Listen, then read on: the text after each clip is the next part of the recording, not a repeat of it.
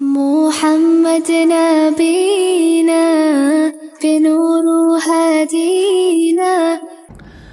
اللہ کے رسول محمد صلی اللہ علیہ وسلم کو قرآن مجید سے بہت محبت تھی۔ آپ صلی اللہ علیہ وسلم نے اپنی امت کو بھی قرآن سے علمی اور عملی تعلق رکھنے کی تاکید کی۔ آپ نے قرآن مجید کو پس پشت ڈالنے پر سخت وعیدیں دی ہیں۔ آپ صلی اللہ علیہ وسلم نے قرآن مجید کی تلاوت اور اس پر عمل کرنے اور دنیا اور آخرت کے فوائد بتائے ہیں۔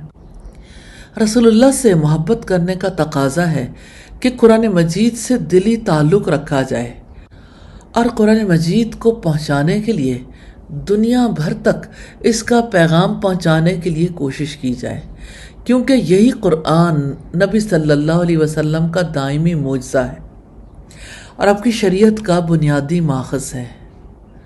اللہ تعالی ہم سب کو توفیق عطا فرمائے، آمین ثم آمین۔ محمد نبی